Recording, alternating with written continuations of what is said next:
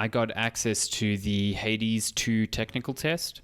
Nice. So I think it's still ongoing as far as I can tell, but this is like a very limited test that's taking place just before the game goes into early access, probably around June.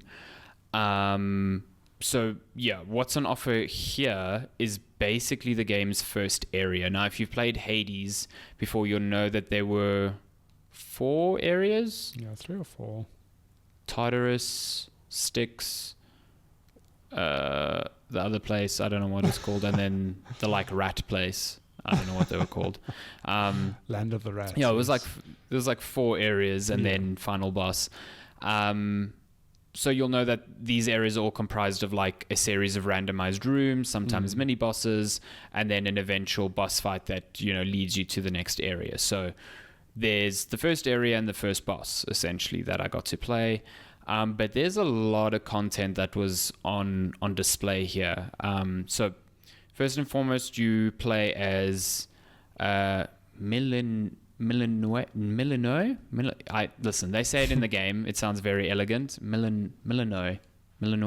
I don't know. She is the sister of Zagreus, who's the protagonist in the first game. She was not born during the first game. She kind of is born after the events of the first game. I'm being as vague as possible.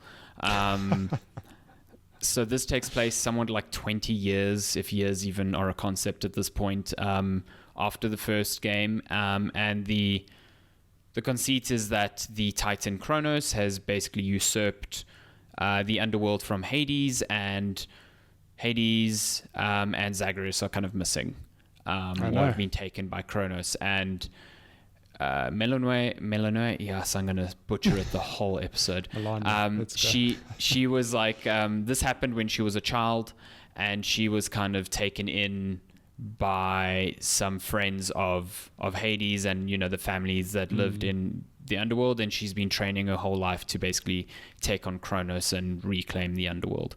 Nice. So instead of breaking out of the underworld, you are kind of breaking in. That's really cool. To get back there, but you're taking alternative routes, so it's not just the order of areas in reverse. You know what I mean? That would kind of be strange. You start with the rat room. Yeah, could you imagine? Jesus. This is 100% like Hades. It moves like Hades. It looks like Hades. It functions at a like design level just like Hades, but it has so many cool small tweaks that make it stand out as like a sequel. It sort of feels like it's going to be tough to go back to play Hades now that you've played this. That's the impression I got. So the biggest change, I think, is you'll notice a mana bar above your health.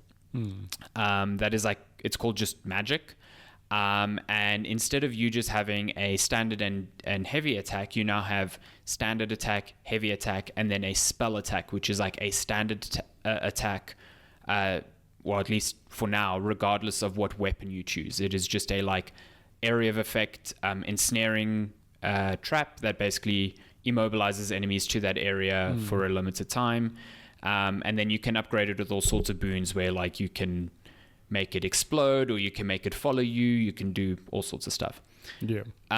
Magic comes into play in these new things called Omega attacks. So each of your attacks you can hold down the button and channel it, and that turns it into its like Omega form and burns magic to use. So, for example, the sort of staff that you start with, you can fire off a like vertical and backwards attack, projectile attack, if you hold down for your Omega ability. Likewise, your spell, if you hold it down, instead of just ensnaring enemies, that area of effect will like explode and damage enemies. Yeah. And each of these effects has different magic costs associated with them. The cool thing is that your magic bar replenishes when you enter a room. So you only have to manage your magic during each room that you're in. Yeah. So you're not having to be like, okay, I'm going to save all my magic for the boss at the end and not use it, during the run. You're fully encouraged to make use of these abilities as much as you can. it also opens up cool opportunities then with boons, because your boons from the other gods aren't just upgrading your standard attacks. You'll sometimes have opportunities to be like, your Omega attack now does this, but it costs this much more. Or your standard attack does this, making it so much more powerful, but every time you use it, you're also expelling magic. Yes. So it creates this really cool complex wrinkle of like, it's another resource to manage, but also another resource for you to exploit in creating ridiculous builds, which I'm almost certain will happen, especially with the inclusion of additional guards for you to get boons from. Yes. It's really, really good. And again, it's why I say now going back to Hades is going to feel almost like a step back in terms of complexity. It makes the combat sing in a completely different way, and I really, really like it. And it's very easy to get a hold of as well, because fundamentally you're playing Hades, you've just got this extra elements on top, which makes it exciting again to relearn, but it's not like overwhelming. You know, maybe for new players, I might suspect it might be slightly overwhelming. Yeah, but a lot of information to take in. Yeah, tons of information to take in. So that's really cool. There's a whole bunch of new gods. There's like Hestia, who's like the goddess of fire. You've got Hephaestus, who's like god of the anvil, so he gives you like explosive abilities. Listen, you've got all the good Apollo. ones in the first game. Yeah, they got a really pull from the B grade like gods here. You've got Apollo, who gives you light abilities, if I'm not mistaken. Yeah. And then you've got returning ones like Poseidon, Aphrodite. Yeah, Aphrodite was there. Who was the goddess of the wine dude? I can't think now. Dionysus? That's it, yeah. I think it's Dionysus. I didn't see him. I saw Zeus. Yeah. There's some cool ways that some characters have been recontextualized as well. So Artemis now isn't a god that will give you a boon. She's actually a very good friend of the main character and someone that you seemingly have had contact with for a long time. And she kind of takes the place of Thanatos here, where she'll pop up every now and then and like challenge you to kill a bunch of enemies, and it's like slightly different, but it's like sort of the same vibe, you know what I mean? There's also like new characters that introduce whole new mechanics, like this spider that you'll come across, who's like sort of like a merchant, and you'll get the choice between 3 garments, and that will change your appearance, but it will also give you armor, which obviously blocks damage, but will give you an ability so long as the armor is still active. So once the armor is finished, your clothing like breaks. So you'll lose that ability. So you're encouraged to kind of like not take damage, obviously. To keep this ability alive. And the more armor you're given, the less effective the ability is, but the less armor you're given, the more ridiculous the ability can be. It's a whole risk and reward system. It's cool. Like there's so much. Like I can talk. There are so many changes in this game. I can talk about it forever, but I don't know how much of it's going to change over time.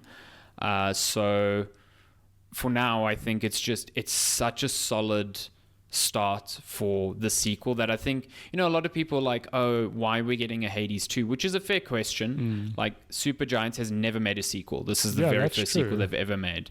Like they made Bastion, Transistor, Pyre, and then Hades, and like this is the one they decided to make a sequel on, and out of all of them I think it's the smartest one to make a sequel on. But they're also not just making a sequel just cause. This is like such a rethinking of how the first game worked, but without losing all of what made that game so interesting. So yeah, there's a lot of cool like crafting stuff in your base, because now obviously when you die you go back to your base.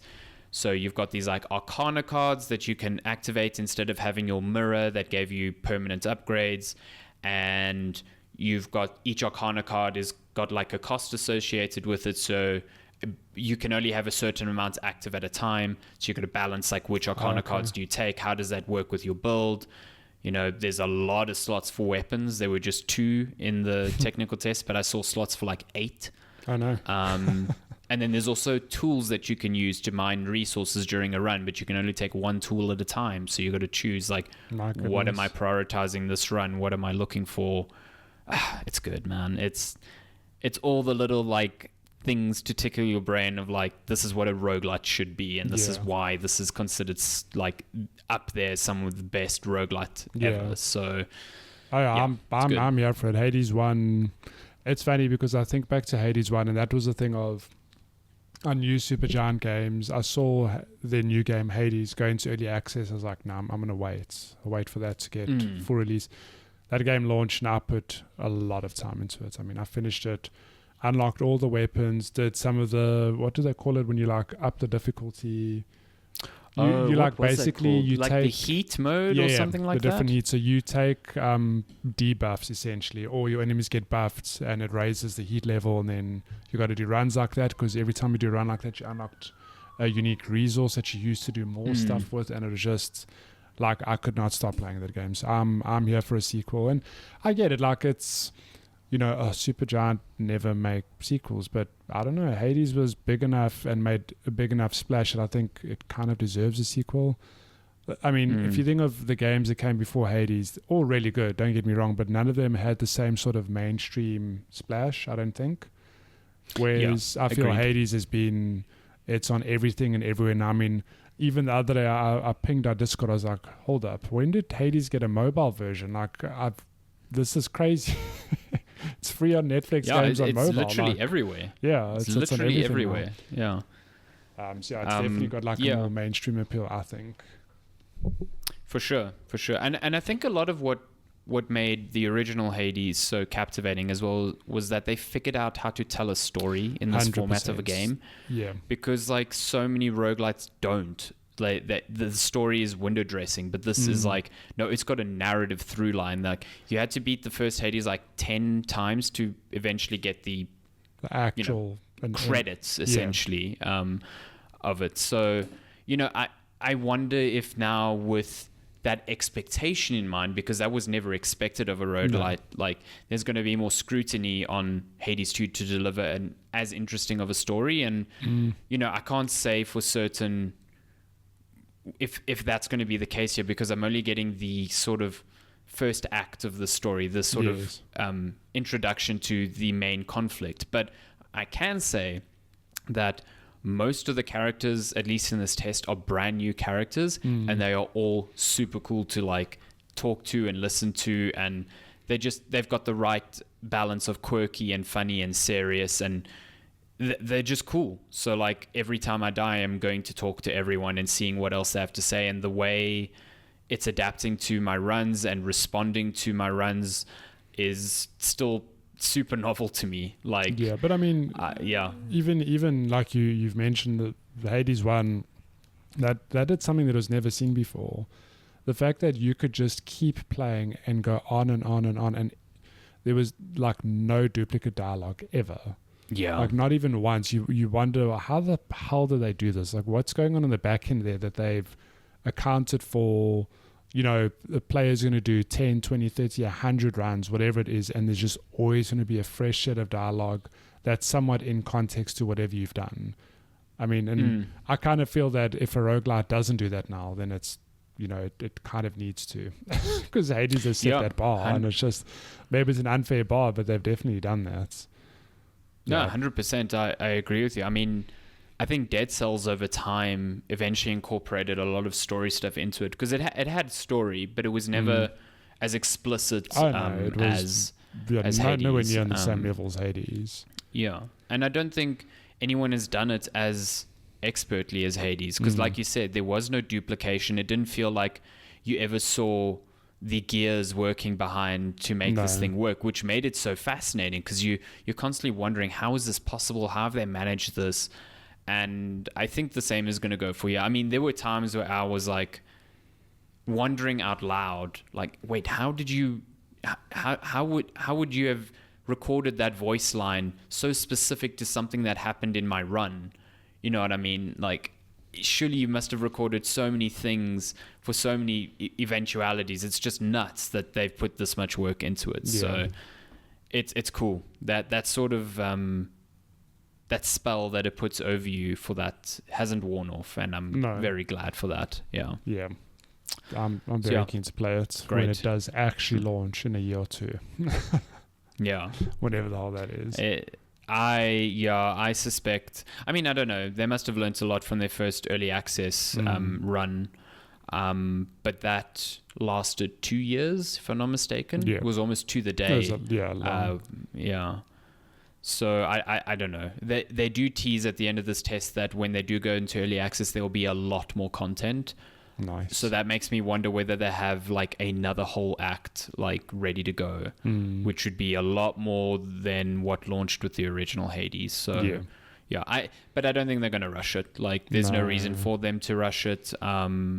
So yeah, within a year or two, it will be done. And hey, maybe by then there'll be a switch to OLED, and that will look real good on then that. they'll announce Hades 3. Can't wait. Yeah, I'm there for it. You actually play as Hades now, finally. Or they just call it Zagreus 1. Yeah, Zagreus 1, yes. They just Zagreus come is out, the final boss it's going to now. be the first game of a sequel. There's going to be... I'm very keen to play it. I'm there for it. Yeah, I mean, a lot of the time when I was playing, I'm like, Matty is going to eat this up. This is just like the perfect thing for him to just completely like absorb in, just overthink builds and completely break it. Yeah, I can't wait to see what you do in that game. Cannot wait. I should go back to Hades 1. I've probably forgotten how to play it. Muscle memory. Hey, we spoke about it at the top of the show and it's come back. I pop into it every now and then, and I surprise myself how far I can get on a run just like without having touched it for like months. It's still so good. It's you have still not played so Hades. It's on mobile. One of the best games ever made. Play it. It's just really good. Yeah.